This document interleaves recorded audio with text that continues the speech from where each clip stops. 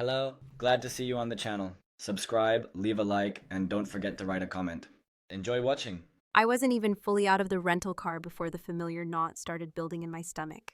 The kind that shows up when you're heading into a house filled with people who love you in theory, but never really learned how to show it without a price tag attached.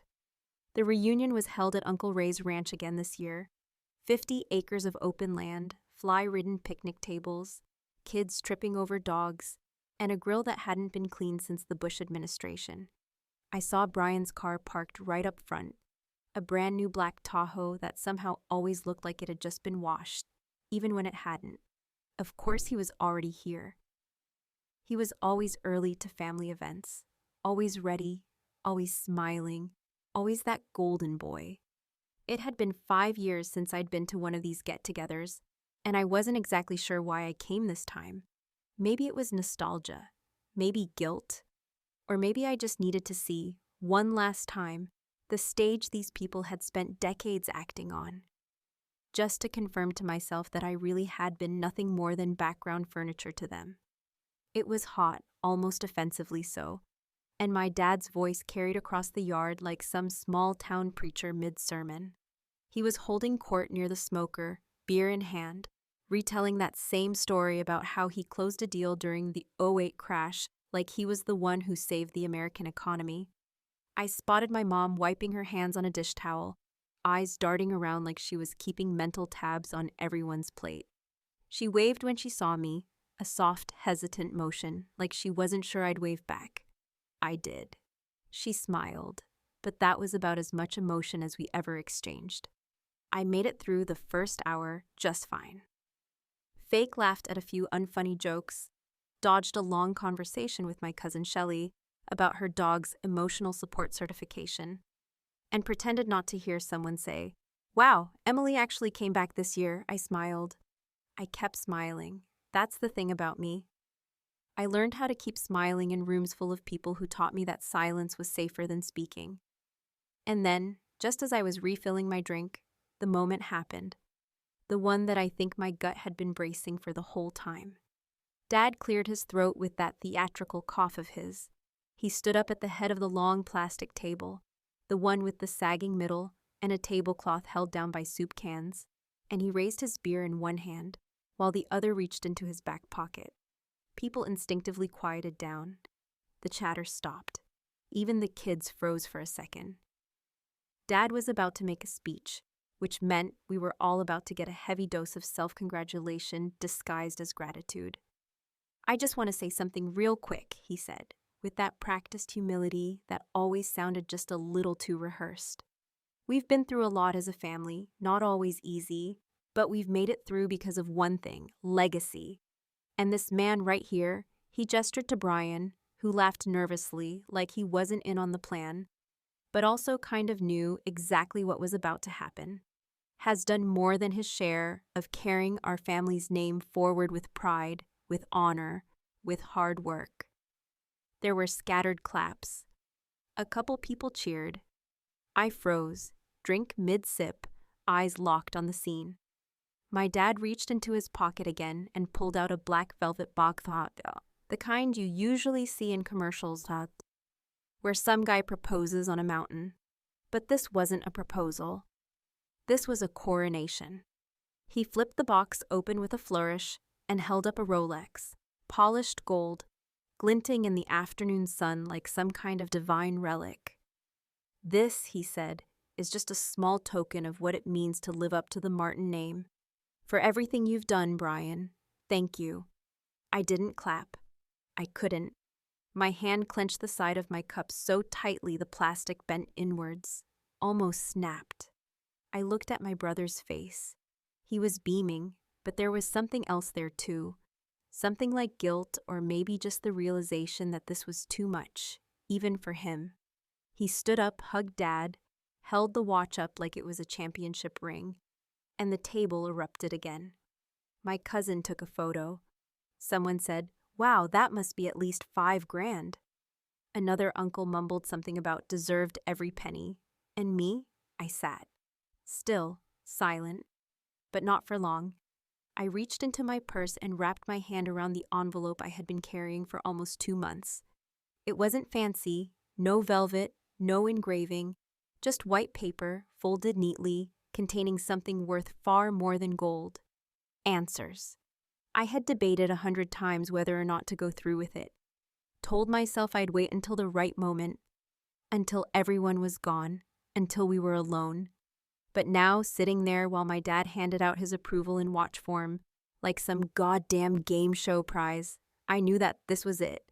I wasn't waiting anymore.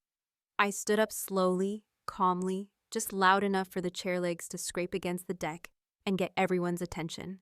The noise dimmed again. My dad turned toward me, slightly annoyed that his moment was being interrupted.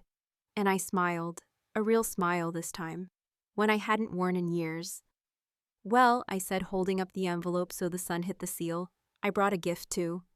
The table went dead silent. Dad looked confused. Brian furrowed his brow. My mom shifted in her seat, visibly uncomfortable. For you, I said, extending the envelope toward my father. Go ahead, open it. He didn't move at first, just stared at it like it might bite him. Eventually, he reached out and took it, his fingers brushing against mine for a brief second, cold, clammy, unsure. He turned it over, examined it, and started to open the flap slowly, the way someone might open a bill they already know they can't pay. I looked him dead in the eyes and said, You gave him a Rolex for carrying your name.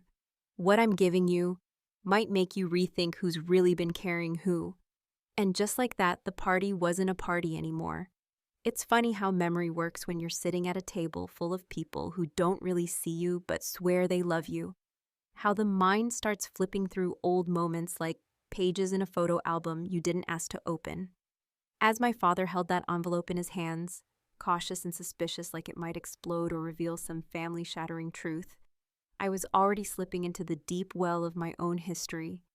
Watching scenes from our childhoods play out in my mind with such vividness, it made the present feel almost like a hallucination. Brian was always the one with the trophies, not just the plastic ones you get for participating, but the real ones, the ones with weight to them, the Little League MVP plaques, the spelling bee ribbons, the honor roll certificates that my dad had framed and hung in his office like they were oil paintings. I was no slouch, not by any stretch, but I quickly learned that if my name didn't come with a medal attached to it, it wasn't going to be remembered past dinner. I remember one Christmas when I was about 12. I'd spent weeks making a handmade wooden jewelry box in shop class, sanding it carefully, staining it the color of dark cherry, even adding a tiny mirror to the lid. I wrapped it for my mom with a ribbon I found in her own sewing drawer. That same year, Brian gave her a store-bought candle that smelled like vanilla frosting. She opened his gift first and practically cried, hugging him like he'd invented the scent himself. When she opened mine, she said, "Oh, how rustic," and set it aside like it was an obligation she had to get through before dessert. I'm not saying they didn't love me, not in the conventional sense of the word, but their love always felt like something I had to prove myself worthy of, like I was constantly trying to cash in coupons they weren't sure they had issued. Brian, on the other hand, was born with a running tab of approval. He could have crashed the car and blamed it on a ghost, and Dad would have said, "Well, he's just got passion." I was the one who got a lecture for being late because my bus broke down, and when I started seeing a therapist in college, when I finally hit a wall and admitted I couldn't carry all the weight they dumped on me alone, Dad told me, without blinking, "You know, people who need therapists just haven't learned how to toughen up." I remember sitting in that diner booth, staring at my coffee like it could give me a better family if I just stared hard enough, and realizing that the only way I was going to breathe freely was to put miles between myself and the man who made me feel like breathing too loudly, was a form of disrespect. Brian stayed. Of course he did. He married a girl just like Mom, blonde, well-mannered, and quietly ruthless. He took a job at Dad's company. Started wearing those button-ups that screamed, "I do as I'm told." He went to church with them, coached his son's baseball team like a carbon copy of the father he grew up watching, and honestly, for a while, I hated him for it. I really did. Not because he was happy, I didn't know if he even was, but because he fit the mold so easily. He slipped into the shape they carved like it was made for him, while I'd been chipping away at my own life with a plastic spoon and no guide. But in the months leading up to this reunion, months where I did something none of them would ever have expected, I started to see things a little differently. I realized that Brian, for all his trophies and titles, might not have chosen the role he played. Maybe he got cornered into it just like I did, just from the opposite end. Maybe carrying the family name was a burden dressed up as an honor. Maybe he wore that loyalty like armor because he never had the luxury to question it. Still, that didn't erase the damage. The way Dad looked at me like a tax deduction he regretted claiming. The way his praise always seemed to skip over me like a stone across a lake, visible but never landing.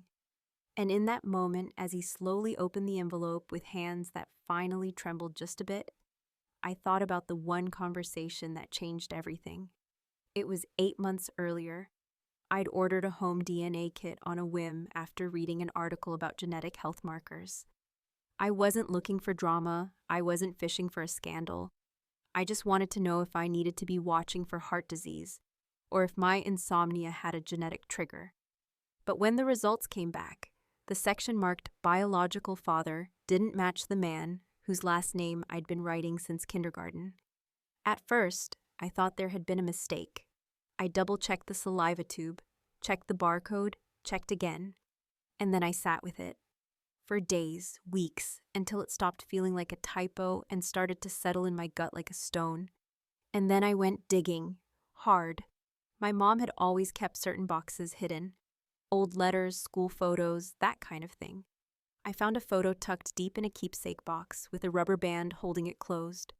A man I'd never seen before, standing next to my mother, her hair longer, her face younger, her smile different, warmer. I flipped it over, a name and a year written in her handwriting, and something clicked. Something snapped. I remembered being about 12, yes, 12 exactly, when I walked into the kitchen late one night to get a glass of water and heard her on the phone, whispering, crying. "I made a mistake," she said. "He can never know." I thought she meant an affair, maybe a lost job, something adult and irrelevant to me at the time. But now I realized she wasn't talking about herself. She was talking about me, so I tracked him down, the man in the photo. It took some effort, but I found him. Lives in Ohio, retired schoolteacher, quiet, never married. I wrote him a letter, a real one, with a stamp and everything. Didn't say too much, just enough to see if he'd be open to a conversation. 2 weeks later, I got a letter back. His handwriting was neat, a little shaky but sincere. He agreed to meet. We sat in a coffee shop and I told him what I knew, or thought I knew. He listened, said nothing for a long time, and then he said, "I always wondered what happened. She stopped calling, said it was better that way, said she needed to protect everyone." He looked at me like someone had just handed him back a missing puzzle piece he'd forgotten he lost. That moment was quiet, but it was the loudest moment of my life. Because I felt seen, not as a student, not as a daughter, not as someone failing to live up to anything, just seen. And now, here I was at the table, back in the circus, back in the center of a show I never auditioned for, watching my father slowly slide out the single-page letter from the envelope, his eyes scanning the lines, his lips tightening with each word. He read it once, then again. He didn't look up, didn't say a word. The air was so still I could hear someone's fork hit a plate across the lawn. And then Brian, who had been watching with a mix of confusion and growing dread, leaned over and asked the question that finally cut the silence wide open. "Wait, is this some kind of joke?" he said. And I smiled, not cruelly, not triumphantly, just calmly, because I finally understood something they never taught us at the family table. When you've been invisible your whole life, sometimes the best revenge is making the truth impossible to ignore. The thing about secrets, real ones, the kind that don't just hang in the air, but sit buried beneath years of silence and carefully rehearsed family dynamics, is that they don't always explode when you reveal them. Sometimes they unravel slowly, like a frayed rope pulled too tight for too long, letting loose one fiber at a time until what once looked stable and strong suddenly starts to fall apart in plain sight. That's exactly what happened in the seconds, then minutes, that followed after I handed that envelope to my father and watched him read the letter inside, his expression collapsing by degrees, until his once impenetrable mask of authority slipped just enough to show something beneath it that I'd never seen before. Not rage, not even denial, but fear. No one huffed. The reunion had become a still life painting, full of people frozen mid-chew, mid-sentence, mid-breath, all watching one man read a single sheet of paper that had more weight than anything ever handed out in our family, including that damn Rolex. My father gripped the paper like it was the result of a blood test that would determine whether he'd live or die. And for a man who had spent his entire life controlling the room with nothing more than a booming voice and a glare that could silence a child from across the yard, that moment cracked through his armor in a way that was almost too quiet to be satisfying. Brian sat next to him, mouth slightly open, one hand still resting on the table, fingers curled like he was about to say something but couldn't quite pull the words together. I knew that look. It was the look of someone whose foundation had shifted, but not enough yet to fall. He hadn't read the letter. He didn't know what it said. He only saw the way Dad's hands trembled ever so slightly and how the color in his face drained just enough to make it noticeable to someone who knew him well. And I did. For better or worse, I knew that man like a blueprint. Because when you grow up around someone who measures love in control and disappointment in silence, you learn to study them like a map to your own survival. The letter was short, intentionally so. I'd written it after weeks of trying to decide how much truth was too much, how much pain was just enough. I didn't want to humiliate him, not really, and I wasn't trying to start a war in the middle of a barbecue. I just wanted him to know, finally, undeniably, that I knew. I knew everything. And not just the DNA results or the identity of the man whose blood actually ran through my veins, but the reality he had spent decades denying, covering up, rewriting. I knew I wasn't his biological daughter, and I knew, without a shred of doubt, that he had known too. Maybe not at first, maybe not for certain, but deep down, I think he always suspected I was the outlier. The one who didn't quite fit, whose eyes didn't match his, whose stubborn streak didn't feel like something he'd passed down. And instead of dealing with that possibility like a man with integrity might, he chose to make me feel like I was wrong for existing the way I did. The letter didn't name names. It didn't throw my mother under the bus.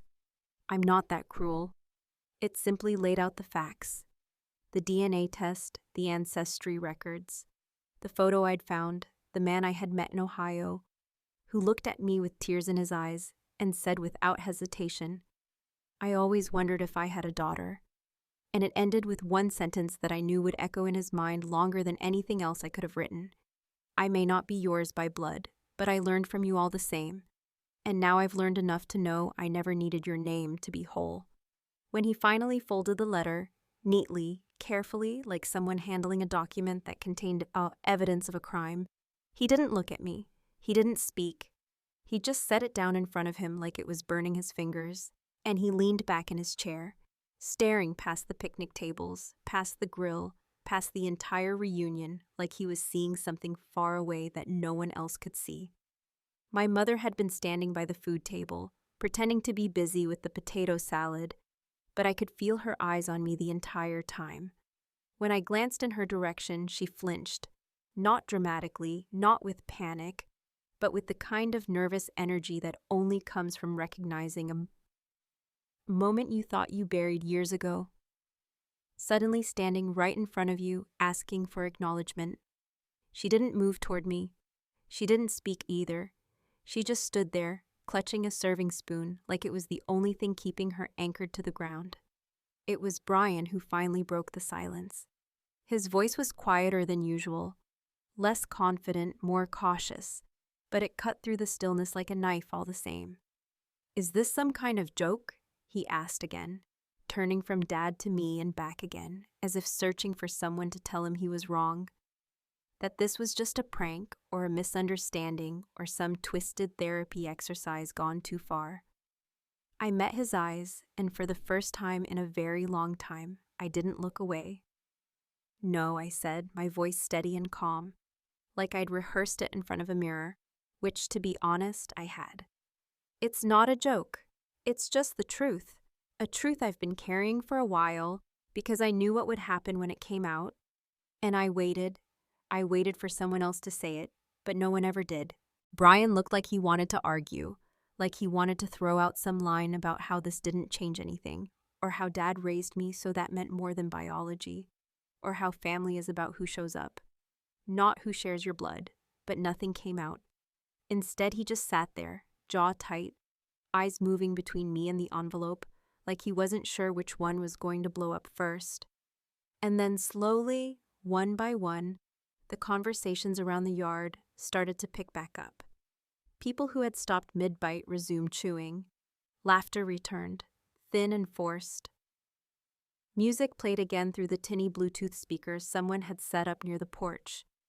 The reunion machine began to turn back on, but this time, everyone was glancing in our direction like we were now the main attraction, the whispered topic of every side conversation that would stretch on long after the folding chairs were put away. My father still hadn't said a word, not to me, not to anyone. He simply stood up, letter still in his hand, and walked toward the house without looking back, the Rolex on his wrist catching the sunlight like it was mocking the silence he left behind. And I stayed right where I was, rooted in my chair, the sound of his footsteps fading behind me, the weight of what I had done settling into the pit of my stomach like an anchor, not heavy with regret, but solid with certainty. The truth was out now, and there was no putting it back in the envelope. Some moments don't explode with noise or violence or dramatic confrontation. They simply shift the air in a way that's undeniable, permanent, and yet so subtle that only those truly paying attention can feel the ground start to tilt. After my father walked into the house without a word, clutching the letter like it held the very last grip he had on the version of reality he'd spent his entire life constructing, the reunion didn't collapse, but it certainly didn't recover either. It limped forward.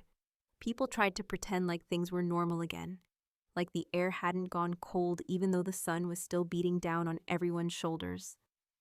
Conversations resumed in hushed tones. Children were ushered indoors for juice and cartoons, and the adults did what they've always done when something uncomfortable creeps too close to the surface. They buried it in potato salad, idle gossip, and awkward laughter. I sat quietly through it all, sipping from a cup of warm lemonade I no longer had any taste for, watching the edges of this family gathering curl and fray like paper held too close to flame. I wasn't sure what I expected to happen next, and honestly, I didn't have some neat, pre-packaged outcome in mind. This wasn't about blowing up the family or demanding apologies or flipping the table and storming off like I was in a bad soap opera. I wasn't here for theatrics. I was here for truth, and truth doesn't need an audience to be valid. But as I looked around and felt the weight of what I had set in motion, I realized that revealing the truth is one thing. Watching people decide what to do with it is a whole different animal entirely.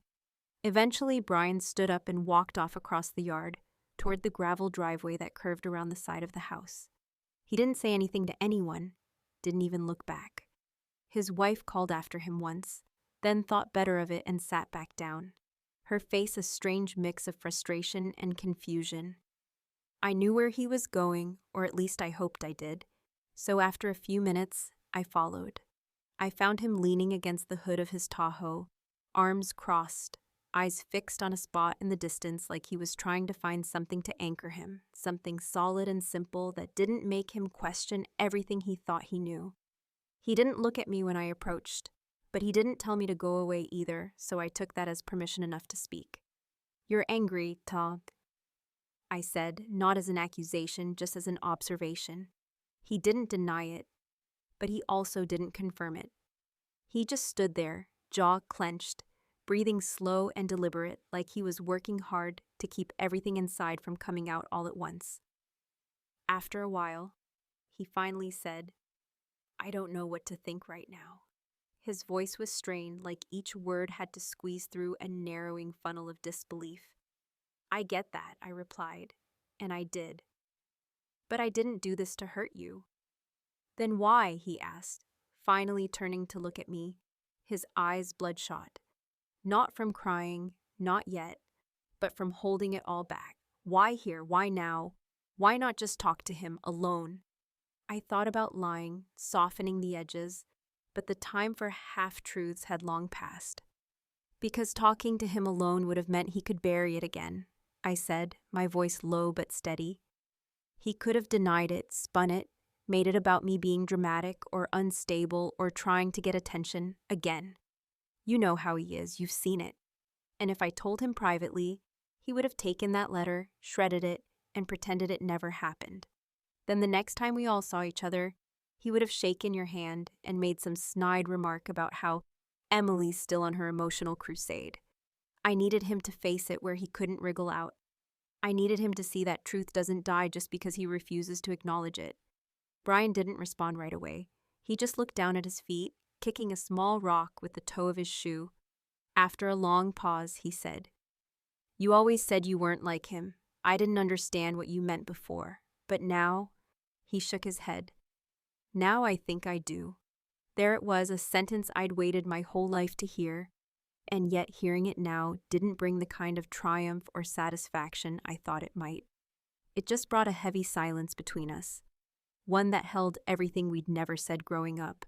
Every missed birthday, every backhanded compliment, every time I was blamed and he was praised, every time I was asked to be quiet so he could speak. "You always said I wasn't like you," I said quietly, remembering the last time those words were hurled at me like a curse rather than a compliment. I had just come home from college, having declared a major in creative writing instead of business like he wanted, and he looked at me with a mixture of disgust and pity and said, "You're not like me. You never were." And at the time, it had stung. God, it had cut deep. But now, with everything laid bare, it didn't sting anymore. It felt like liberation. "You were right," I added. "I'm not like you, and thank God for that." Brian let out a breath, not quite a sigh, more like the release of pressure after holding it in for far too long. "I don't know what to say to him," he admitted, his voice almost a whisper. "I don't know what this changes." "It doesn't have to change everything," I said, and I meant it. "But it has to change something, because if we keep pretending nothing's wrong, then all of this was for nothing." He nodded slowly, and for the first time, I saw something in his face that I hadn't seen in years. Not agreement exactly, but understanding. A recognition that maybe the family story we'd all been handed wasn't the full picture. Maybe we were more complicated than the roles we'd been assigned since birth. Maybe he didn't have to be the golden boy. Maybe I didn't have to be the black sheep. I left him standing there by the car and walked back toward the house, where I knew things would be tense and quiet and thick with unspoken tension. But I didn't dread it the way I had earlier, because for the first time, I wasn't walking back in as the daughter who didn't belong. I was walking in as the woman who finally claimed her voice. And I still had one more envelope to deliver, one more truth to uncover, one more shift that was going to turn this reunion into something none of them would ever forget. There's a kind of silence that hangs over a place after a truth has been spoken. Not the gentle, peaceful kind of silence you get after a long conversation or a good meal, but the thick, heavy kind that settles like a fog over everything and makes even the most ordinary sounds feel out of place.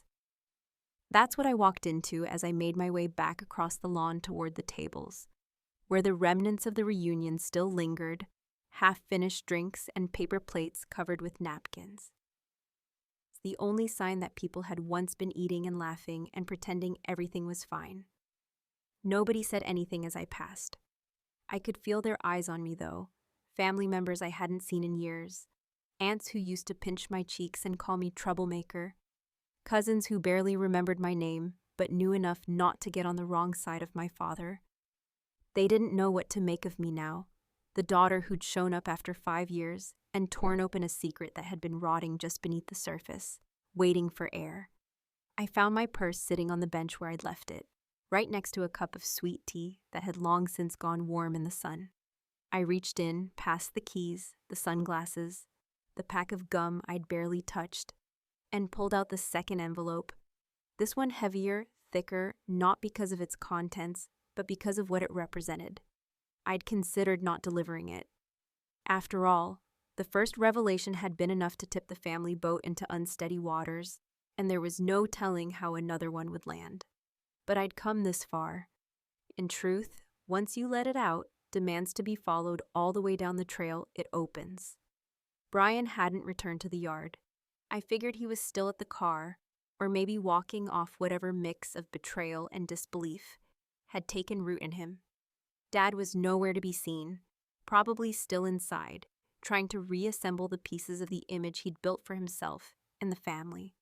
An image that now had visible cracks he couldn't patch with silence or gifts or forced laughter. And Mom, well, she'd vanished the moment I walked away earlier, her plate still sitting on the table untouched, her absence almost louder than anything she could have said if she'd stayed. But I didn't need an audience for what I was about to do next. I just needed one person. I walked back up the porch steps and through the sliding door into the living room, where the hum of the air conditioning clashed against the stillness of the house. I found him there, my father sitting in the corner chair, the letter still in his hand, crumpled now like he'd tried to smooth it out only to crush it again in frustration. He didn't look at me when I walked in, just stared at the floor like it might open up and swallow him whole if he stayed quiet long enough. I stood there for a moment, watching the man I had spent my life trying to understand, wondering if there was anything left in him that even wanted to be understood. "I'm not here to argue," I said, breaking the silence in a voice that didn't tremble, not even a little. "And I'm not here to apologize. I came to give you something you deserve to know, whether you like it or not." That got his attention. He looked up, eyes sharp again, a flicker of the old pride returning like a reflex. "What more could you possibly have to say?" he asked. Not with anger, but with exhaustion, like a man who had run out of tools to keep the dam from bursting. "This isn't about you," I said, stepping forward and holding out the envelope. "This is for Brian." He looked at the envelope like it was a lit fuse, hesitating before taking it, but eventually reaching out, his fingers closing around the thick white paper. He opened it with less ceremony than the first, his eyes scanning the first few lines quickly, then again, slower, as the words began to register. His brows furrowed, and he looked up at me sharply, but I didn't flinch. "You knew about me," I said, voice steady. "But you didn't know about him, did you?" He didn't answer. He just stared at me like I was a stranger who had walked into his home carrying news from a world he thought he had full control over. I waited as he read the rest, flipping to the second page, where the notarized copies of the adoption documents were attached, signed by the judge, the agency, and two parents who had taken in a newborn baby boy over 3 decades ago and raised him like their own. That baby was Brian, and for all the years that Dad had praised him, lifted him up, given him Rolexes and public accolades for carrying the family name, he'd never realized that the name wasn't even biologically his to begin with. "I found them in Mom's lockbox," I said, watching his hands shake slightly as he held the papers. "Buried beneath tax records and Christmas cards. She kept them. I don't know why. Maybe guilt, maybe fear, maybe just habit." He didn't speak. The silence that followed was different from the ones before. This one was hollow, cavernous, like he'd fallen into a well of disbelief and couldn't find his way back to the surface. "I'm not telling you this to hurt Brian," I added. "God, he's already been through enough today. But you needed to know. You needed to know that the blood you put so much stock in, the legacy you wrapped your pride around, was never what made this family what it is. We were all just pretending. Him, me, even you, pretending that we fit into the mold you carved, when none of us ever really did." He opened his mouth, but no words came out. For the first time in my life, my father, who had always found a way to dominate every room, every conversation, every inch of emotional space, was speechless. And it didn't feel like revenge. It felt like balance. like equilibrium had finally returned after years of leaning too far in one direction. "I'm leaving now," I said, turning toward the door. "You can keep the envelopes. You can pretend none of this happened. Or you can look in the mirror and figure out what it means to actually be a father, but don't expect me to come back and explain it to you again." I walked out of that house without waiting for a reply. The heat hit me like a wave as I stepped onto the porch, but it felt different now, less oppressive, almost cleansing. The backyard was quieter than before, people packing up, whispering, eyes still avoiding mine, unsure whether to nod or pretend I didn't exist. I didn't care. For once, I didn't need their permission to be here. Brian was leaning against his car again, arms crossed, but his face was softer than before, more open, like he had finally started to let the truth settle instead of trying to resist it. "You gave him another envelope," he said, not as a question, but with a knowing tone that made me stop in my tracks. "I did," I replied. "You'll want to ask him about it." He didn't say anything else, just nodded, not with approval, not even understanding, just acknowledgement. And that was enough. That night, hours after I'd left, somewhere around midnight, I got a text from a number I didn't recognize. No name, just a short message, almost hesitant. "We need to talk, Dad." But which one sent it? And for the first time in my life, I didn't feel the need to respond. Because finally, I wasn't chasing after someone else's definition of family. I was writing my own,